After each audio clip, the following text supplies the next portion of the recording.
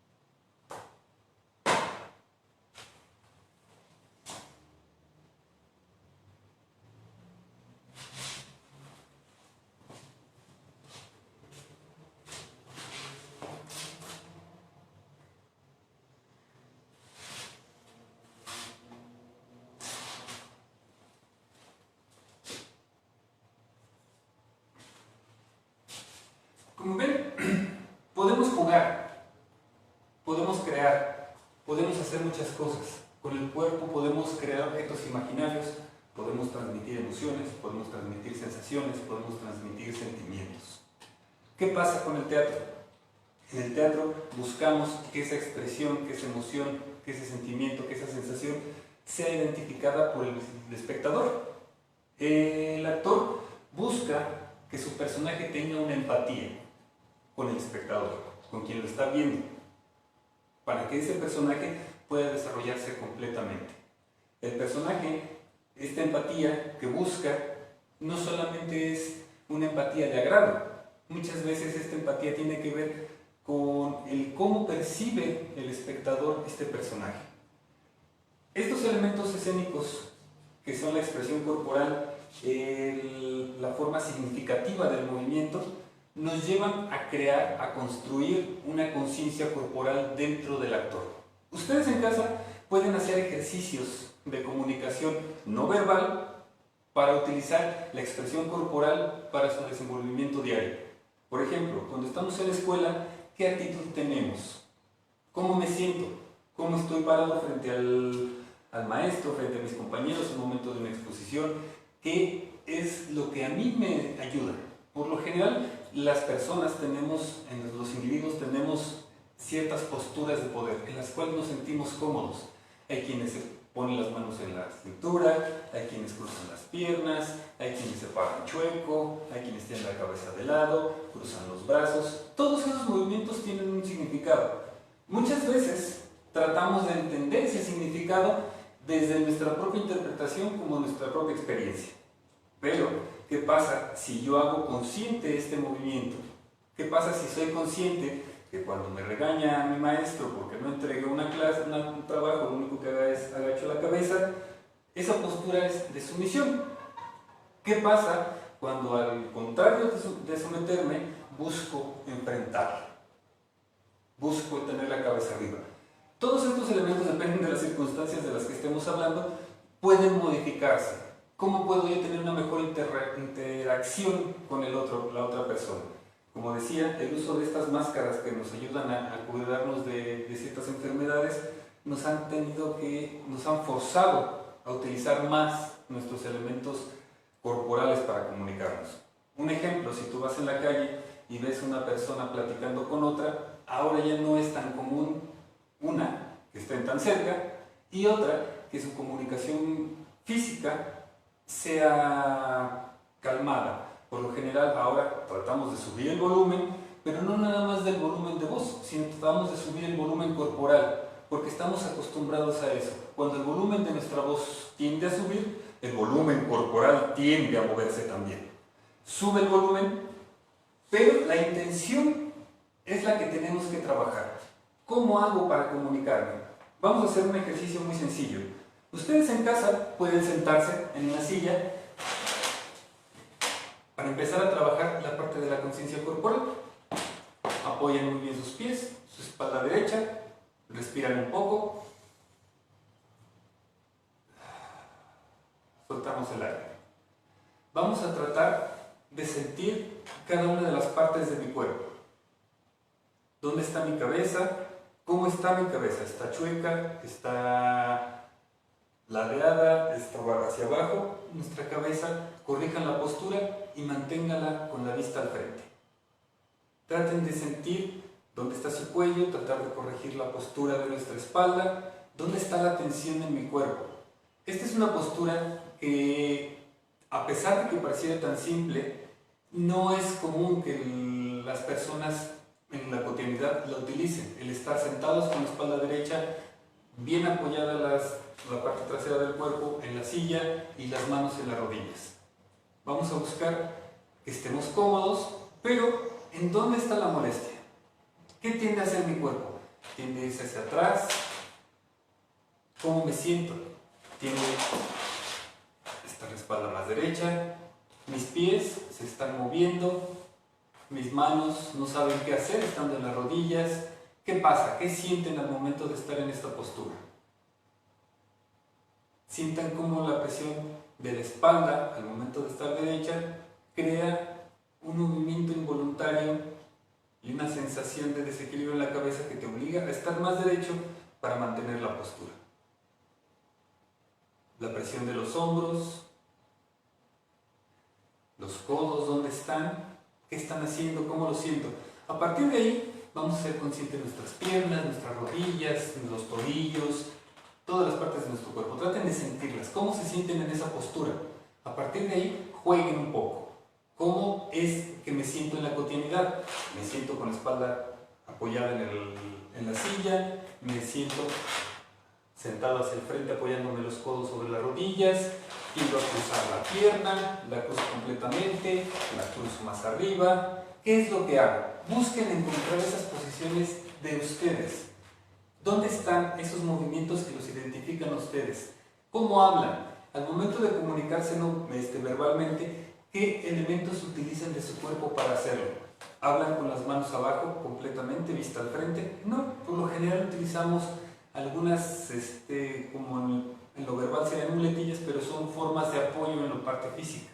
A lo mejor yo pongo las manos en la bolsa, a lo mejor, como les decía, cruzo las piernas. Si estoy sentado, si estoy parado, si estoy caminando, ¿cómo me muevo? ¿Qué utilizo? Busco algo en el bolsillo.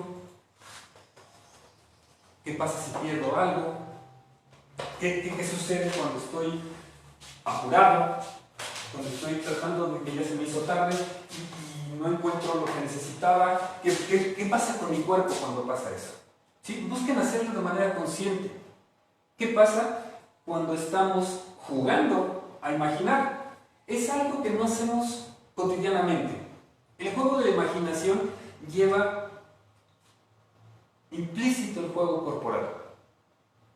Los niños, cuando juegan en edades tempranas, se transforman completamente en lo que son. Eso es un hecho escénico no consciente. ¿Sí? Por ejemplo, el niño que juega a ser un pirata, la niña que es una princesa, que es una doctora. ¿Sí? Todos estos movimientos que los niños hacen al momento de estar jugando nos llevan a crear nuestra propia identidad.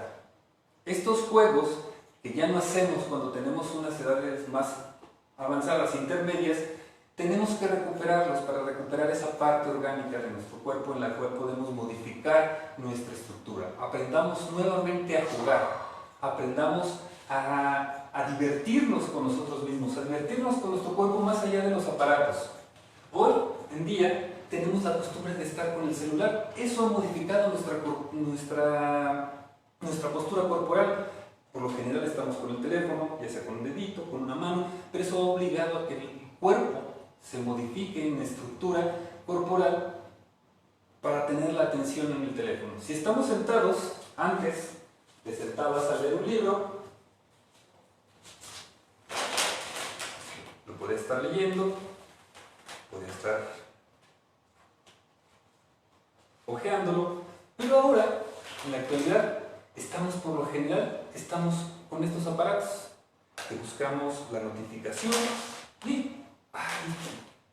Ya se me fue un like, ¡ay! Ya me llegó un mensaje. Hay quienes necesitamos un poco más de distancia para leerlos y eso también modifica nuestro comportamiento, modifica lo que somos y lo que hacemos físicamente. ¿Cómo puedo hacer conscientes todas estas cosas? Regresamos al ejercicio de estar sentados. ¿Qué hago cuando lo hago? ¿Cómo lo hago? Si yo quiero explorar las capacidades de mi cuerpo, juego. En vez de estar sentado solamente con las manos puestas sobre las rodillas, empiezo a jugar con los dedos. Empiezo a dar indicaciones. Cabeza, un costado, mano hacia el costado donde está inclinada la cabeza. La otra mano la pongo en una oreja y cruzo la cabeza. Pareciera que nos vemos ridículos, a lo mejor sí, pero ¿qué importa? Estamos tratando de explorar qué hacemos y qué posibilidades tenemos de hacer. ¿Cómo hago lo que hago? ¿Cómo me comunico con el mundo?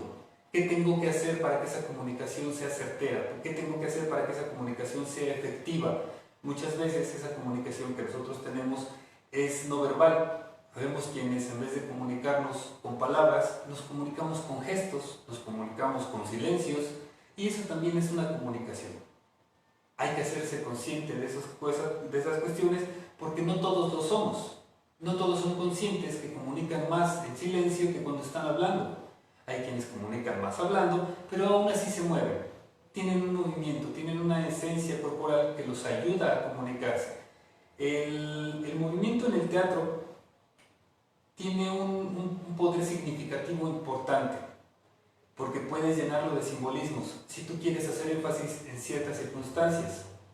El cuerpo, una mirada, una sonrisa, un gesto, puede decir más del personaje y de las circunstancias que está viviendo que lo mismo que lo que puede estar diciendo el personaje en ese momento. ¿Sí? El qué hace se vuelve importante dentro del teatro, pero dentro de la vida también el cómo hacemos las cosas es importante. A mí me gustaría que pudieran sí jugar, que experimenten esta parte de transformarse, que busquen el crear dentro de sus casas, dentro de su cotidianidad, el juego imaginario. ¿Qué estoy haciendo? Me voy a imaginar que estoy tomando el té con la princesa Isabel. Me voy a imaginar que soy un astronauta que va caminando por la luna y se encuentra una roca lunar. Todos estos juegos de imaginación nos obligan a que el cuerpo se mueva. Muchas veces, o en la mayoría de las veces cuando imaginamos, tratamos de detener ese movimiento. ¿Por qué? Porque no estamos en los lugares adecuados, porque tendemos a que nos dé pena lo que estamos haciendo. Pero en sus casas lo pueden explorar, pueden hacer una autoexploración de las posibilidades imaginativas que tienen todavía. El ser humano no pierde esta capacidad, la va disminuyendo, la va sometiendo, la va metiendo en un rinconcito y ya casi no la utilizamos. Pero el arte hace justamente eso, busca evocar esa parte imaginativa. El arte busca crear a partir de esa imaginación objetos, interpretaciones, música, pinturas. Todos estos elementos los podemos trabajar de manera consciente, o deberíamos de trabajarlos de manera consciente, porque es parte de la formación del ser humano. La forma de comunicación desde la antigüedad ha sido a partir del arte. La comunicación empieza a partir de que podemos expresar lo que queremos decir, identificar qué siento, cómo lo siento y por qué lo siento de esa manera. Al momento de comunicar, ya sea física o verbalmente, o pictóricamente, o escrito, podemos dar a entender cuál es nuestra esencia. Para entender quién soy, necesito explorarme, necesito saber quién soy yo, necesito tener esta capacidad de reconocimiento de mí mismo, de saber cuáles son mis posibilidades dentro de mi entorno y fuera de él. Y muchas veces nos quedamos dentro de ese entorno por comodidad, por no saber qué posibilidades tenemos. Yo los invito a que exploren, a que se salgan de su zona de confort y que digan, hoy a lo mejor me ha gustado dibujar, pero no lo hago porque lo hago mal. No importa que lo hagas mal. Empieza a hacer tus propios dibujos como te queden, no importa. A lo mejor no te gusta cantar, no te gusta mucho cantar, perdón, pero no lo haces bien, no importa, canta.